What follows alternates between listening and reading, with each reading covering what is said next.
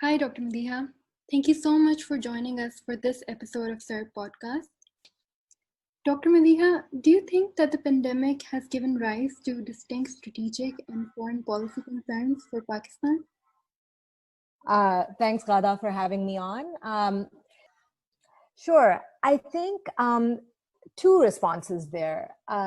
Yes, and I'll talk about some distinct effects it might have on foreign policy and strategic concerns.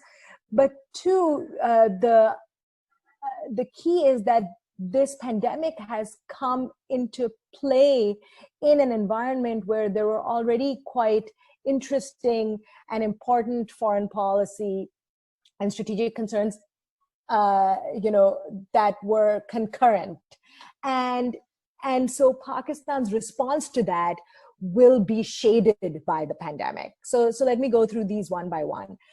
First, one effect that we might see quite directly might be on the China-Pakistan Economic Corridor and CPEC.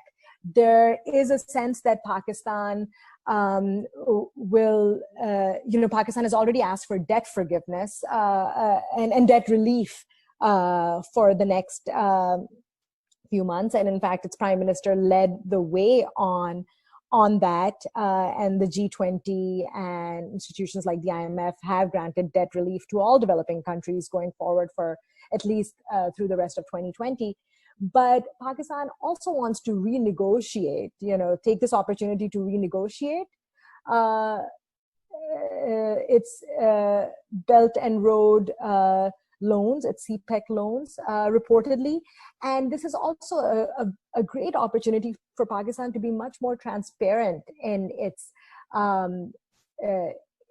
CPEC, both its projects as well as the terms of lending, because the financial situation around the world has become obviously much more precarious for developing countries. And there's a renewed sort of focus and spotlight on the exact terms that China has used in its BRI, Belt and Road Initiative lending. So that is something to note. Going forward, will there be a distinct effect on CPEC terms, loan terms, as well as transparency? And that might be a silver lining of this pandemic, that there is increased transparency and accountability of those loans.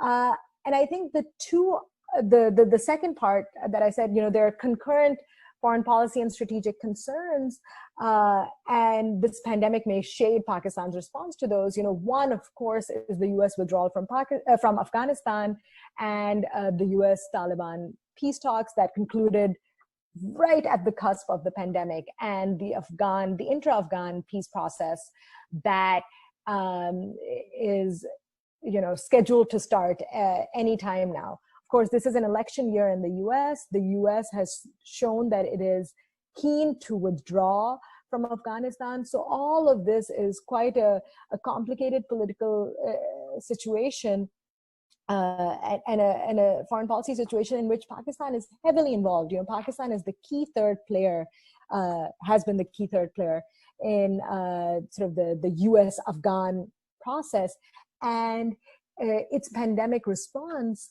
and it's sort of the fact that it's dealing with the pandemic may affect how Pakistan engages with this going forward.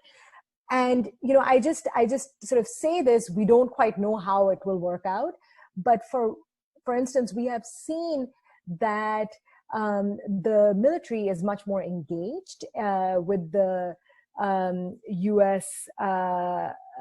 Sort of peace process in Afghanistan than perhaps it was necessarily even last year. There Imran Khan was much more perhaps the face of things. Shah Mahmood Qureshi, the foreign minister, was more the face of things. But we have seen General Bajwa travel to Kabul to meet with Ashraf Ghani there and Abdullah there.